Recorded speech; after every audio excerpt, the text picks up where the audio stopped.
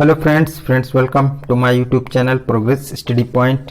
Friends, इस video में आप देखेंगे यूपी एनएचएम 5000 यानी 5000 एएनएम की जो वैकेंसीज आई हैं, तो उनसे जुड़े हुए जो वीडियो है, विज्ञापन है, वो मैंने आप लोगों के लिए चैनल पे अपलोड किया था। लेकिन आप लोगों ने सारा कुछ देखा और बहुत सारे डाउट्स हैं आपके मन में कि इसमें कैसे क्या होगा, तो उससे रिलेटेड है वीडियो और सारे सवालों का आपका जवाब दूंगा। मैंने कमेंट्स में सारे कमेंट्स आपके पढ़े हुए हैं और उसके बेसिस पे मैं ये वीडियो बना रहा हूँ। ओके फ्रेंड्स, तो इस वीडियो को आप अंत तक देखिएगा और पूरी इन्फॉर्मेशन आपको इस वीडियो में मिलेगी। तो चैनल अगर सब्सक्राइब नहीं किया, सब्सक्राइब करिए, लाइक शेयर एंड कमेंट्स करिए। ओके, तो क्या है, सबसे ज़्यादा सवाल जो पूछा गया है वो ये है कि इसमें जो सिलेक्शन प्रोसेस है, सिलेक्शन होगा वो कैसे होगा, मेरिट से होगा या एग्ज़ाम से होगा। ठीक है, सबसे पहला क्वेश्चन मैंने यही लिया है। तो फ्रेंड्स, मैं बता दूं कि आप लोगों का जो सिलेक्शन होगा वो होगा मेरिट के बेसिस पे। ठीक है, मेरिट के बेसिस पे होगा, आपका एग्ज़ाम नहीं होगा, आपका होगा मेरिट के बेसिस पे। मेरिट में क्या क्या होगा, हाई स्कूल, इंटरमीडिएट और आपका सॉरी एएनएम का डिप्लोमा। ठीक है, इन तीनों के मार्क्स आपके क्या किए जाएंगे, ऐड किए जाएंगे और उसके आधार पर आपकी मेरिट बनाई जाएगी। ठीक है, ये चीज़ है। ठीक है, सबसे बड़ा जो क्वेश्चन था ये आपका ए था। ठीक है, मेरिट और एग्ज़ाम का वो मैंने आपको क्लियर कर दिया। सेकंड चीज़ पे आ जाते हैं, क्या यूपी मेडिकल फैकल्टी में रजिस्ट्रेशन ज़रूरी है? हाँ, अगर आप अप्लाई कर रहे हो तो आपको जिस समय अप्लाई कर रहे होगे, सारा चीज़ ऑनलाइन अपलोड कर रहे होगे, तो आपको उस समय यूपी मेडिकल फैकल्टी में रजिस्ट्रेशन ज़रूरी है। अगर अदर स्टेट के आप हो, ठीक है, क्योंकि अदर स्टेट्स के जो कैंडिडेट हैं वो उसमें अप्लाई कर सकते हैं, ये 100% कन्फर्म बात है। आप राजस्थान से हो, एमपी से हो, बिहार हो, किसी भी स्टेट से हो, आप इसमें अप्लाई कर सकते हो। बट उसके लिए एक शर्त है कि आपकी यूपी मेडिकल फैकल्टी में रजिस्ट्रेशन होना ज़रूरी है, और अगर नहीं है तो आपको करवाना पड़ेगा। ठीक है, क्योंकि आपको उसमें डिटेल्स भी आपको फिलअप करने पड़ेंगे और अपलोड भी करना पड़ेगा। होगा नहीं तो आप कैसे कर पाओगे, ये सबसे ज़रूरी बात है। ठीक है, और सेकंड चीज़, क्या जीएनएम वाले अप्लाई कर सकते हैं? जी बिल्कुल नहीं कर सकते हैं, क्योंकि जो जीएनएम के लिए वैकेंसीज हैं वो नहीं है, ये एएनएम के लिए है। जिन्होंने नर्सिंग मिडवाइफ में डिप्लोमा किया है 2 साल का एएनएम का, सिर्फ वही स्टूडेंट्स एप्लीकेंट्स इसके लिए अप्लाई कर सकते हैं और लोग अप्लाई नहीं कर सकते हैं। और चौथा है, फॉर्म ऑनलाइन है या ऑफलाइन? बहुत सारे लोगों ने पूछा। फॉर्म आपका ऑनलाइन है। ठीक है, और आपको क्या करना पड़ेगा, यूपी एनआरएचएम या यूपी एनएचएम की वेबसाइट पे जाके आपको फॉर्म फिलअप करना पड़ेगा। आप यूपी एनआरएचएम की वेबसाइट पे जाइए और सारा डिटेल आपको वहीं पर मिलेगा। ठीक है, तो वहाँ से आपको ऑनलाइन फॉर्म फिलअप करना पड़ेगा। ठीक है, एंड कुछ और चीज़ें आपके लिए हैं, मैं आपको बता देता हूँ। ठीक है, जो स्टार्टिंग डेट है एप्लीकेशन की, ठीक है, वो है आपकी कब, आपकी है 15 सितंबर 2021 से। ठीक है, लास्ट डेट कितनी है? लास्ट डेट है 30 सितंबर 2021, यानी 15 दिन है आपके। लेकिन एक बहुत इंपॉर्टेंट चीज़ आपके लिए है कि आप देर मत करिएगा, कि आप ये मत सोचिए कि 25 तारीख को भरेंगे फॉर्म या 30 को भरेंगे, लास्ट में आप नहीं भर पाएंगे। इतना ज़्यादा ट्रैफिक होगा वेबसाइट पे कि आपको फॉर्म फिलअप नहीं कर पाओगे। तो आप जितनी जल्दी हो सके, ठीक है, उतनी जल्दी आप फॉर्म फिलअप करिएगा। ओके, तो इसलिए जल्दी रखिएगा, इससे आपको दिक्कत नहीं होगी।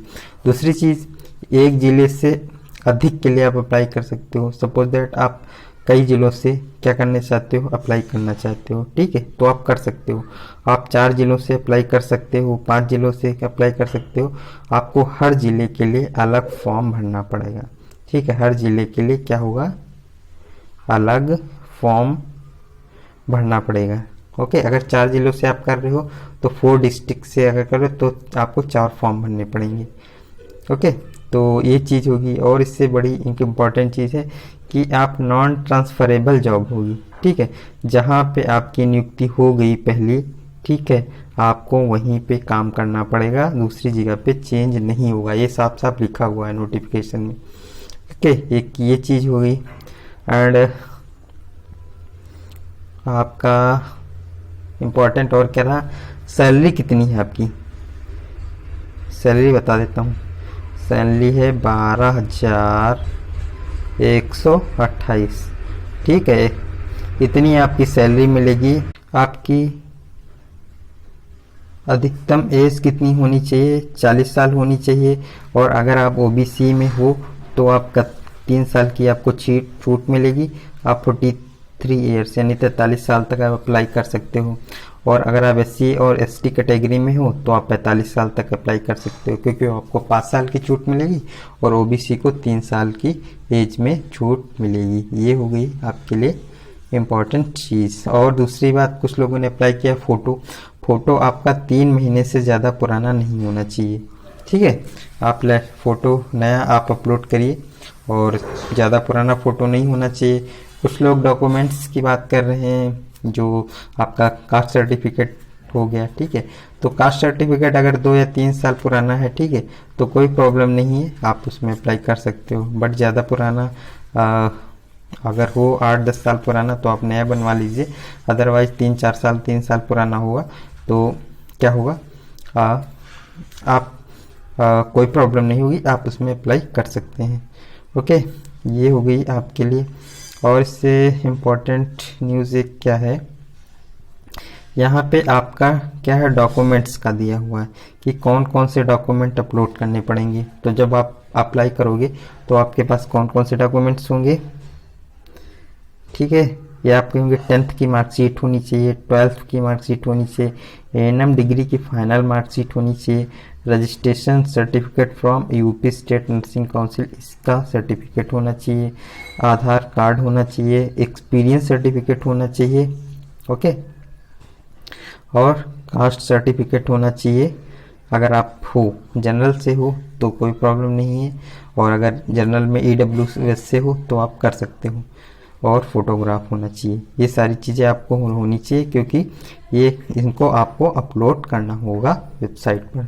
नेक्स्ट क्या चीज़ है आपका, हाँ, सबसे इम्पॉर्टेंट चीज़ है एक कि मिनिमम क्वालिफाइंग मार्क्स आपको इतने होने चाहिए। सपोज दैट जब आपकी मेरिट बनेगी तो जो जनरल वाले हैं उनकी मिनिमम कितनी 33 मार्क्स यानी 100 में 33 मार्क्स होना ज़रूरी है, और 33% मार्क्स आपके होना जरूरी। इतने मार्क्स अगर आपके मेरिट में नहीं आते हैं तो आप मेरिट लिस्ट से बाहर कर दिए जाओगे, ठीक है। और उसके बाद उसकी मेरिट वेटिंग लिस्ट बन सकती है। और ओबीसी के अगर आप हो तो आपके 100 में 30 मार्क्स होना बहुत ज़रूरी है, यानी 30% मार्क्स होना ज़रूरी है। अदरवाइज मेरिट में आप काउंट नहीं किए जाओगे, ठीक है। एंड SC ST के हो तो आपको 100 में 24 नंबर होना बहुत ही ज़रूरी है, ठीक है। तो आपके लिए जनरल के लिए आपका 33 मार्क्स होना ज़रूरी है, ओबीसी के लिए 30 मार्क्स होना ज़रूरी है, SC और ST के लिए 24 मार्क्स होना ज़रूरी है। ये क्वालिफाइंग मार्क्स होंगे, ठीक है। इसके अगर इतना नहीं होगी तो आप मेरिट लिस्ट में काउंट नहीं किए जाओगे, आपकी मेरिट लिस्ट से बाहर कर दिए जाओगे, ओके। तो इतने मिनिमम मार्क्स होना ज़रूरी है। आपका एग्ज़ाम बिल्कुल नहीं होगा, आपका मेरिट बेसिस पे सिलेक्शन होगा, ओके फ्रेंड्स। तो मैंने आपके सारे सवालों के जवाब दे दिए। अगर कुछ और कन्फ्यूजन हो तो आप कमेंट सेक्शन में बताइएगा।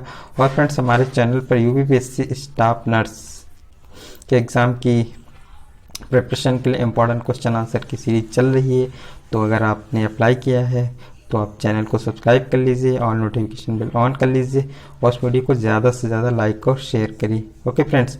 एक हमारा टेलीग्राम चैनल है जिसको आप ज्वाइन कर लीजिए। वहाँ पर आपको इम्पोर्टेंट अपडेट्स और वीडियो की नोटिफिकेशन मिलती रहेगी, ओके फ्रेंड्स। तो फिर मिलते हैं नेक्स्ट वीडियो में। Thank you so much for watching my video.